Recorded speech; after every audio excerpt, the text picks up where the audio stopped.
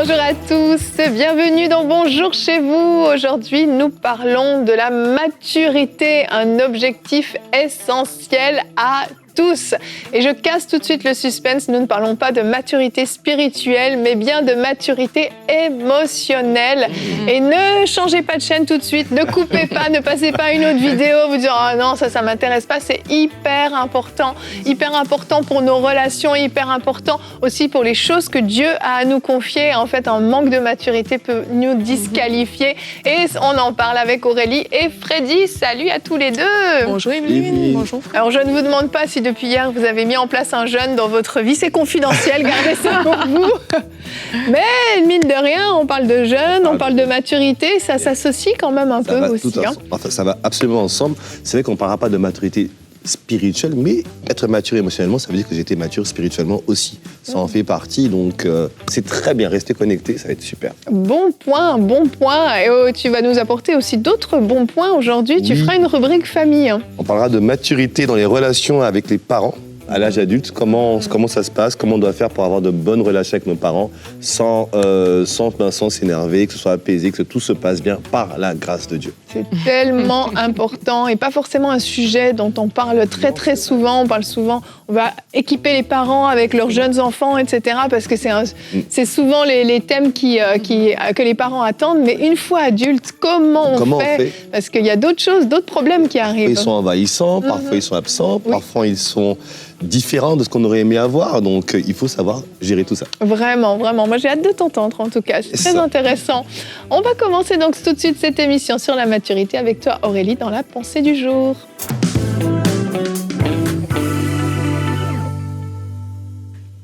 Lorsqu'on parle de maturité, tout le monde sera d'accord sur le principe pour dire que oui, effectivement, si on a un petit enfant de façon naturelle, on est appelé à grandir. Même sur le plan spirituel, si on a un bébé spirituel, on est également appelé à grandir. Mais quand ça concerne les émotions, plusieurs fois, des gens vont dire je suis comme ça. C'est ma nature, c'est mon caractère. Et quelque part, on va justifier une façon de faire, s'enfermer dans cette chose-là et tolérer cette chose dans notre vie. Et sans le savoir, en fait, on est en train de rester immature dans ce domaine-là. Et plusieurs fois, lorsque c'est émotionnel, on reste quelque part dans une espèce d'immaturité, tout simplement parce qu'on tolère des choses sous prétexte que on est comme ça, c'est notre caractère. Et on va tolérer plusieurs types de réactions que je vais vous citer. Par exemple, on va bouder, on va refuser de réagir, on va peut-être exploser de colère, on va pleurer pour des choses futiles, on va blâmer les autres, on va refuser d'accepter les critiques, on va fuir ses responsabilités. Et tout ça, ça correspond à des attitudes qu'on peut qualifier d'immatures émotionnelles. Et pourquoi est-ce qu'on a de telles réactions? On a de telles réactions parfois parce qu'on a tout simplement une difficulté à maîtriser son âme, à maîtriser ses émotions. On a même une difficulté parfois à accorder du bénéfice aux autres quand cela ne se passe pas comme nous, on aurait souhaité que ça se passe. Et ça se traduit par différentes sortes de réactions. Maintenant, il est important de savoir il y a des conséquences au fait de refuser de grandir spirituellement. Et l'une des conséquences, c'est que ça peut nous éloigner de ce qui compte vraiment. On voit par exemple dans la parole de Dieu, en parlant du frère aîné du fils prodigue, le frère aîné, il a boudé et il a refusé de participer en fait à la fête que son père avait organisée pour le retour de son frère cadet parce qu'il se sentait lésé injustement en fait. Il s'est retrouvé en train de bouder. Et quelquefois, on va bouder comme ça, il y a un événement important autour de nous. Ça nous prive des temps avec la famille, ça prive des souvenirs importants. C'était quelque chose d'important qui est en train de se passer dans cette famille-là et tu vas passer à côté de cette chose-là. Pourquoi? Parce que tu es en train de bouder, par exemple, comme le frère aîné dans cette histoire. Parfois, les moments de qualité en famille, on va les perdre. Tout simplement, pourquoi? Parce qu'on n'a pas cette maturité émotionnelle qui nous permet de passer par-dessus certaines choses. On voit ça aussi avec le roi Akab dans la Bible. Naboth a refusé de lui vendre sa vigne. Il est rentré chez lui en colère. Il s'est allongé sur son lit, refusant de manger.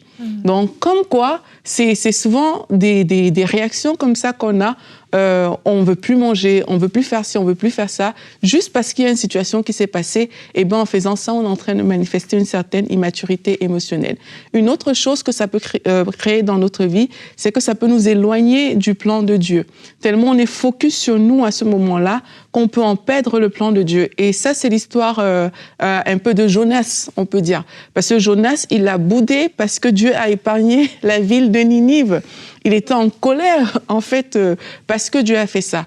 Et on voit comme ça que lui, en fait, juste à cause de ses émotions, il aurait pu vraiment s'écarter du plan. Et dans les cas extrêmes, ça peut conduire également à commettre des actes impairs quand on n'est pas mature émotionnellement. Ça, c'est le cas de Caïn. C'est que Caïn, il a vu en fait que Abel a été accepté, son offrande a été acceptée. Lui, il s'est senti rejeté, il n'a pas pu dominer cette pensée-là. Et malheureusement, il a commis un impair. Mais dans la parole de Dieu, on a aussi des personnes qui avaient des émotions, qui auraient pu les conduire à des choses négatives, comme Moïse, quand il a rencontré le Seigneur dans le buisson ardent, il avait des émotions, en fait, il avait une certaine réticence, un certain mécontentement même qu'il a eu par rapport à Dieu qui est en train de lui confier cette mission-là, mais finalement, il a dominé ses émotions, il a dominé ses peurs et il a accepté la mission de Dieu. Donc toi aussi, c'est possible de le faire, c'est possible que tu te domines. Mais on va voir ça dans la discussion parce que j'ai encore beaucoup de choses, mais je vois le temps passer. En fait, Aurélie, quand elle a une pensée, en fait, elle prépare une rubrique conseil du coach. Ouais, c'est exactement ça. On a tout, on a les problématiques, la solution, les exemples bibliques. Tu nous fais, tu fais ça bien, Aurélie, tu te prépares bien, merci. Super pensée. Vraiment, très très bonne pensée. Et c'est tellement vrai ce que tu as partagé. Et c'est vrai que moi, quand je t'écoutais, je réfléchissais. J'ai 2 enfants qui ont 2 ans de différence. Il y a des choses que je vais confier à mon fils qui a 11 ans que je ne confierai pas à ma fille qui a 9 ans. Et selon la maturité, peut-être que quand elle aura 11 ans, si elle est moins mature que son frère actuellement, je ne lui confierai pas les choses que je confie à son frère aujourd'hui. Ce que je veux dire par là, c'est que Dieu aussi regarde vraiment à notre maturité pour savoir est-ce qu'on va être capable de porter certaines choses. Donc, ce n'est pas juste une histoire de boudage ou de relation un peu compliquée et tout. Bon, c'est pas grave si les gens m'aiment pas, moi je m'en fiche. Non, c'est beaucoup plus que ça. Il s'agit de nous confier des personnes. Quand Dieu nous confie un appel, un ministère, peu importe, il nous confie des âmes, en fait. C'est pas des tâches qu'il nous confie, c'est des personnes, c'est des âmes dont on doit prendre soin. Peu importe le ministère qu'on a, peu importe l'appel qu'on a, même le métier qu'on aura, il y aura toujours une relation avec les gens. Et si on a un problème de caractère, on a un problème de maturité, on va se disqualifier. Et en fait, on a la capacité de nous disqualifier plus que le diable lui-même. Exactement. Et on est là, on peut être le plus spirituel possible, on peut jeûner tous les jours si on veut. Le problème restera le même si on ne décide pas de régler le problème de l'immaturité. L'immaturité est tellement catastrophique qu'on peut, comme tu dis, se disqualifier du plan de Dieu.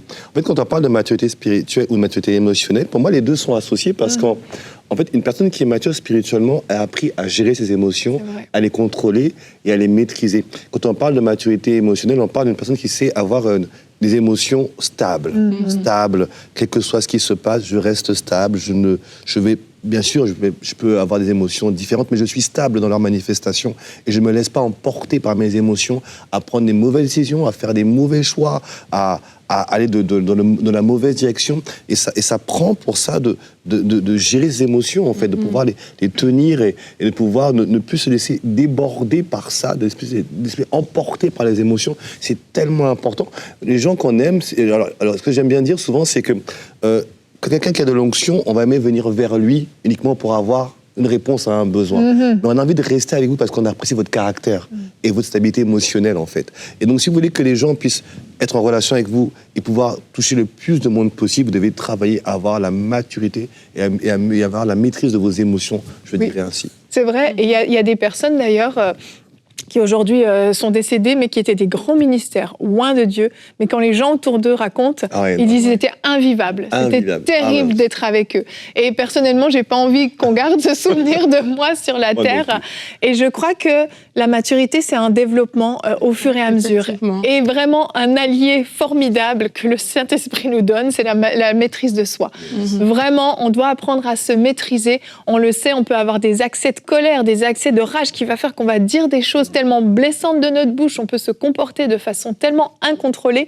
Et notre verset du jour nous donne un excellent conseil. On va aller dans l'Ecclésiaste aujourd'hui, au chapitre 7, verset 9. « Ne t'irrite pas trop vite, car c'est dans le cœur des insensés que la colère élit domicile. » Ah, ça, c'est des versets qui fait mal. Oui, c'est clair. Mais le mot insensé n'est pas choisi au hasard. Ce mot est souvent cité dans la Bible pour justement parler de personnes qui sont immatures, qui vont réagir sous le coup de l'émotion. Oui. Qui parlent rapidement. Exactement. Qui ne savent pas se contrôler. Qui manquent de maîtrise de soi. Dans la Bible nous dit en fait, dans 3 Jean 2, que bien aimé, je souhaite que tu prospères à tous égards, comme prospère l'état de ton âme. Oui. Et c'est important de savoir que c'est dans l'âme qu'il y a les émotions. Et ces émotions-là, en fait, si on ne les contrôle pas, on se prive, un peu comme on disait, d'une certaine prospérité quelque part. Et bien sûr, tout le monde va être prospère. Et c'est pareil, quand on n'arrive pas à se contrôler, même dans Proverbe, on dit l'insensé, même quand il se tait, il paraît sage. Exactement. Ça veut dire qu'il a contrôlé sa langue quelque part. Et c'est important de se dire, je vais me contrôler. Moi, je me rappelle, parfois, je pouvais vite répondre, avoir des accès de colère. Et une chose que j'avais fait qui m'a aidée, ça peut peut-être aider une personne, c'est que j'ai appris à me connaître. J'ai appris à me dire, Aurélie, quand tu te retrouves dans tel type de situation, voici ce que ça peut produire. Ouais. Et maintenant, s'il y a des situations similaires, c'est comme j'ai commencé à méditer la parole. Ça, je trouve que c'est trop important parce que quand la situation va arriver, c'est comme, ça va pas réussir forcément du premier coin parce que quand tu décides de te contrôler, j'ai l'impression que c'est là pire. Tout là pour te pousser à voilà, craquer. C'est ça. Mais le fait de méditer la parole fait que dès que tu veux sortir ce truc, c'est comme si c'est la parole, c'est cette parole-là qui revient et qui va quelque part te discipliner. Oui. Mais ce que j'avais fait aussi, c'était de me dire, OK, quand ça arrive, voici comment je vais réagir. J'avais déjà comme défini un scénario, un petit truc qui pouvait m'aider. Et au début, comme je dis, ça peut ne pas prendre tout de suite, mais à force de le faire, maintenant, tu te rends compte que, mais en fait, devant certaines situations, c'est même les gens qui te disent qu'avant, tu aurais réagi comme ça. Mais là, t'as pas réagi à ça. Vous voyez, donc il faut se connaître, il faut savoir que, OK, peut-être quand j'ai pas mangé, c'est difficile de contrôler mes émotions. Dans ce cas, arrange-toi en conséquence, en fonction de qui tu es, pour pouvoir maîtriser ces choses-là. Parfois, c'est des choses vraiment simples, banales, pratiques qu'on peut mettre en place. Parfois, il va vraiment falloir prendre la parole aussi de façon ferme et autoritaire pour se positionner contre certains types de réactions et d'émotions qu'on peut avoir dans notre vie. Vraiment. Il ne faut pas oublier que si on nous reproche toujours la même chose, c'est que peut-être il y a quelque chose à changer. Parce que des fois, nous, on ne se rend même pas compte. On a toujours été comme ça. Mais quand vous avez des amis, des vrais amis ou des membres de votre famille qui vont avoir la gentillesse de vous prévenir et de vous dire, tu vois, là, à chaque fois, tu réagis comme ça. Pourquoi tu te comportes comme ça ? Quand on nous le dit 1 fois, 2 fois, 3 fois, il faut à un moment donné se remettre en question aussi. Et c'est ça aussi la maturité, c'est reconnaître qu'on doit changer, reconnaître qu'on a quelque chose qui ne fonctionne pas dans notre caractère, décider de changer et mettre des choses en pratique comme tu l'as fait Aurélie pour que ces choses-là n'arrivent plus et persévérer. Parce que juste essayer 1 fois puis dire ça n'a pas marché, c'est pas grave, tant pis. Ça c'est comme les enfants qui essayent de construire un Lego et ça ne marche pas et ils cassent tout. Non, la maturité va faire qu'on va persévérer aussi et on va s'améliorer de gloire en gloire, petit à petit. Et personne n'est parfait. On a tous des défauts. Mais celle que j'étais hier, j'espère ne plus l'être demain. On évolue, on mature, on grandit. Et il y a des gens que Dieu met autour de nous. Il permet des fois des tensions, des frictions pour nous permettre de grandir. Le frère aiguise le frère. Le frère aiguise le frère. C'est très vrai, c'est très vrai. Et je crois que vraiment, si aujourd'hui, en écoutant cette émission, vous avez senti qu'il y a quelque chose, on a mis le doigt sur quelque chose, et peut-être même que ça vous irrite en nous écoutant, c'est bon signe. C'est qu'on a mis le doigt sur quelque chose d'important et que le Saint-Esprit surtout met son doigt dessus pour vous aider, pour vous accompagner, vous permettre de changer. Et justement, quand on parle de grandir, de maturité, on va parler de nos parents. Et c'est des personnes qui ont la capacité de nous irriter profondément et on a la capacité de les irriter profondément. Exactement. Et on va voir avec toi, Freddy, comment avoir de bonnes relations avec nos parents lorsqu'on est adulte dans la rubrique famille.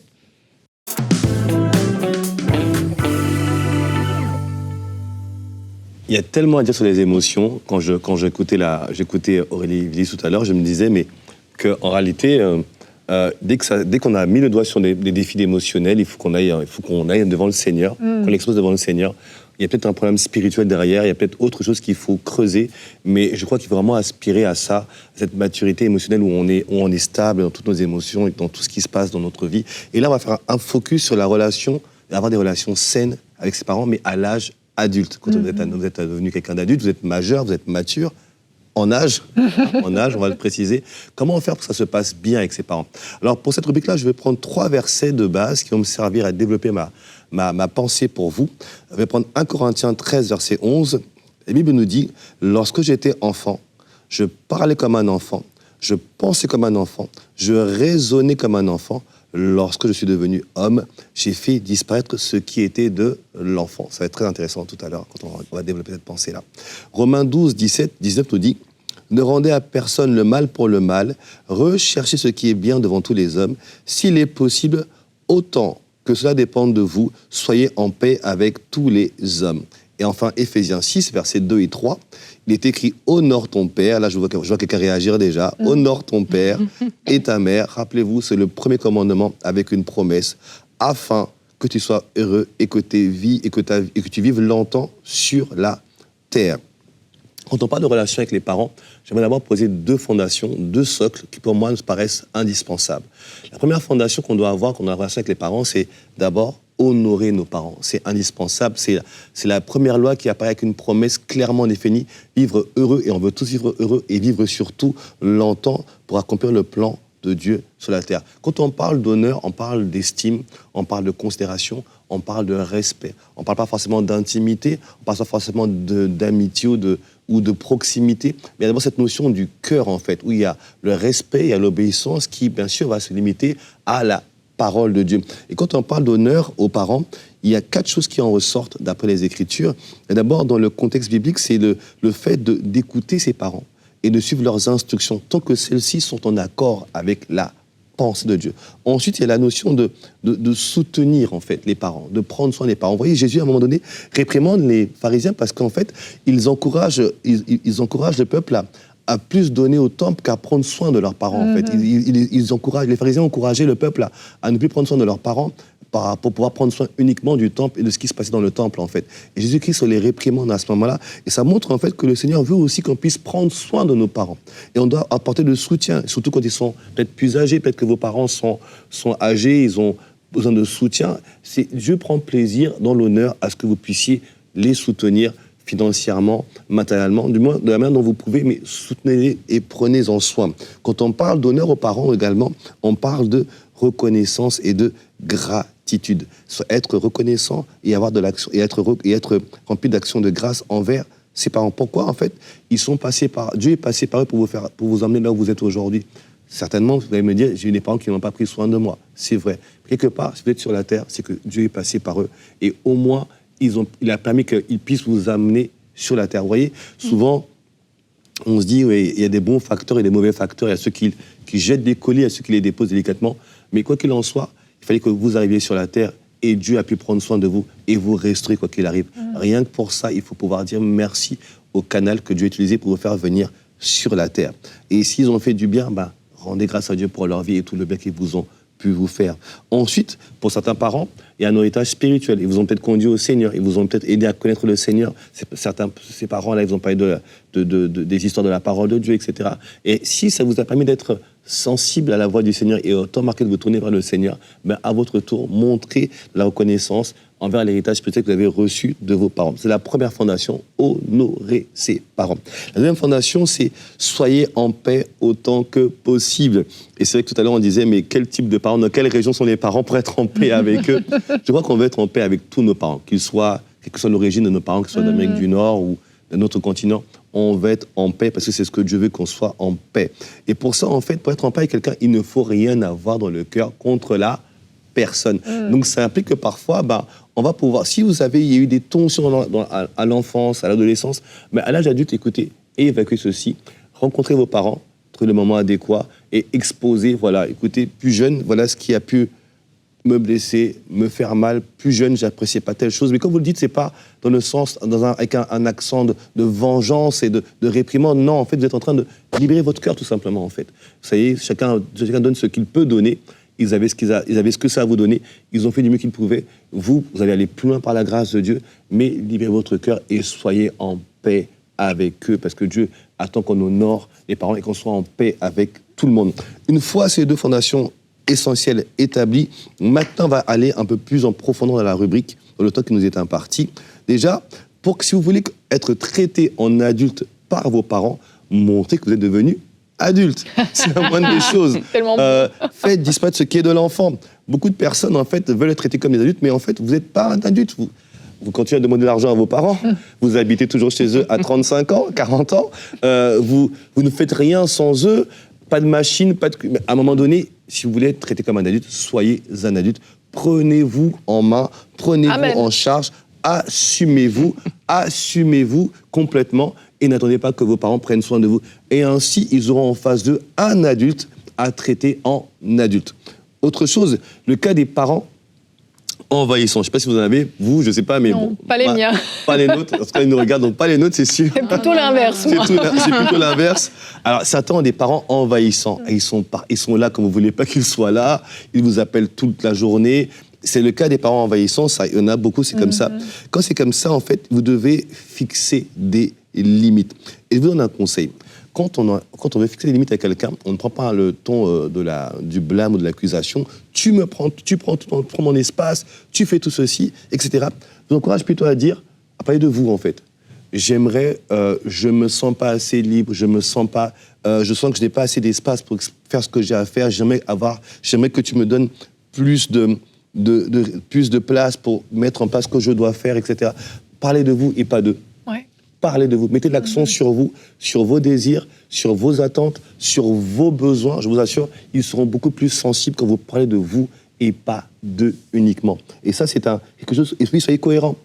Fixez des limites et soyez cohérents. Dites, si vous avez dit, par exemple, que jamais qu'on s'appelle moins régulièrement ou qu'on se visite moins régulièrement, mais ne l'appelez pas le lendemain non plus pour le dire, écoute, il faut être Pourquoi cohérent. Tu m'as pas appelé? Tu m'as pas appelé hier, mais tu m'as dit de ne pas t'appeler. Non, soyez cohérent. C'est vrai. Ce que vous avez fixé, vous êtes fixé des règles, assurez-vous de les respecter jusqu'au bout, de manière à ce que, en fait, vous avez compris une chose, c'est qu'une nouvelle habitude prend du temps à se mettre en place. On parle de 21 jours en moyenne.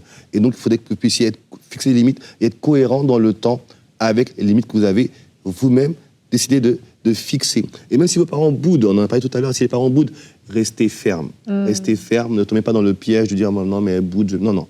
Restez ferme, soyez cohérent et tenez-vous droit dans vos bottes. Autre chose, le cas des parents absents. On a les envahissants et on a également les cas des parents absents. Dans ce cas, vous savez, on ne peut pas forcer la présence de quelqu'un dans sa vie. On ne peut pas imposer à quelqu'un d'être présent. Ce qu'il faut faire, vous ne pouvez pas les forcer. Vous devez juste, je n'ai pas dit de faire le deuil, mais comprendre que c'est ainsi que sont vos parents. Vous ne pouvez pas les forcer. Tout ce que Dieu vous demande, c'est de les honorer. Même si on n'a pas de relation, on doit garder l'honneur, le respect, la considération, même si on ne se voit pas, que dans votre cœur, votre pensée envers vos parents soit toujours des pensées nobles, des pensées d'appréciation et de considération, même s'ils ne se sont pas présents dans votre vie. Autre point aussi, c'est l'importance de donner une place à vos parents en respectant les priorités divines. Là, parfois, c'est la catastrophe. Pour certaines personnes, la maman ou le papa vient avant le conjoint et avant les enfants, c'est un désordre sans nom. Il y a un ordre que Dieu a donné dans sa parole. Dans sa parole, d'abord, c'est le Seigneur, c'est le conjoint. Si vous êtes marié, c'est le conjoint, c'est les enfants. Et ensuite, il y a la mission que Dieu vous a confiée. Et après, à vos parents et tout ce qui va derrière. Amen. Et donc, vous devez comprendre qu'il y a un sens à avoir, il y a un ordre que Dieu a établi qu'il vous faut respecter si vous voulez que les choses se passent pour le mieux. Et enfin, je finirai cette rubrique-là en parlant du fait qu'un jour, vous aussi, vous serez parents d'enfants adultes. Et oui, ça arrivera tôt ou tard. Et c'est ce que je vous le souhaite d'ailleurs, que vous soyez parents un jour d'enfants adultes et matures à leur tour.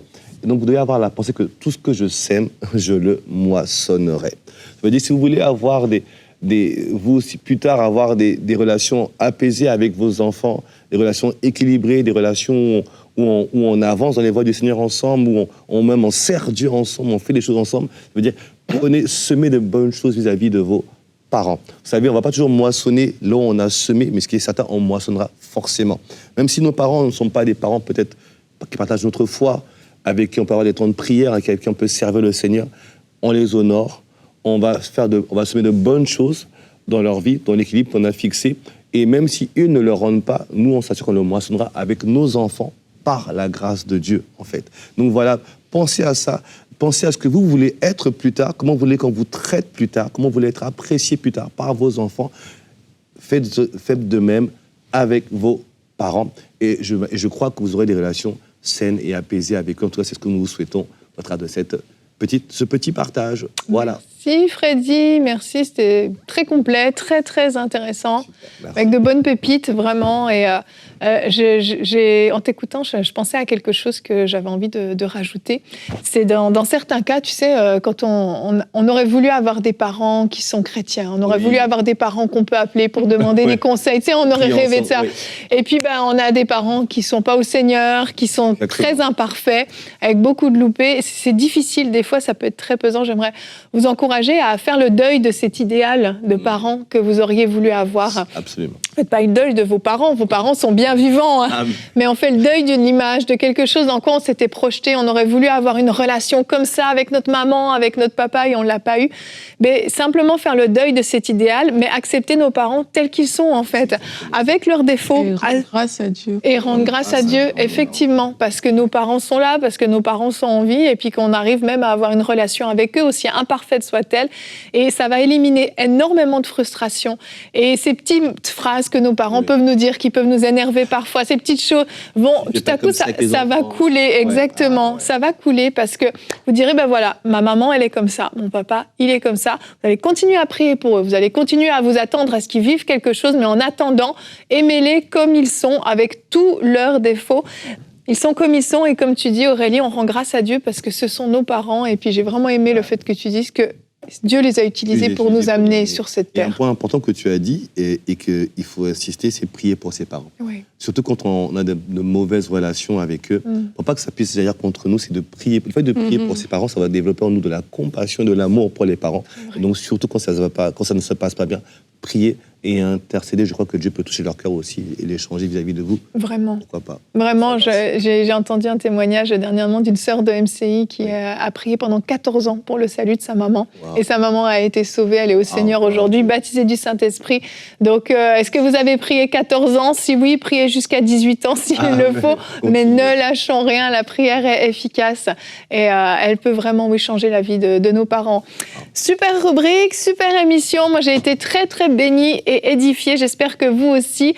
Et demain, on va voir les secrets des gens qui réussissent. Est-ce que vous avez envie de réussir dans la vie? Je vous entends dire Amen, je le crois. Et c'est Nadine qui sera avec nous, qui fera une rubrique conseil du coach. Comment développer de la détermination? Est-ce que vous manquez de détermination? Vous avez du mal à aller au bout des choses ou juste à enclencher quelque chose? Eh bien, Nadine aura de bons conseils à vous partager. Merci Aurélie, merci Freddy. Merci à toi. Et à demain, bonjour chez vous.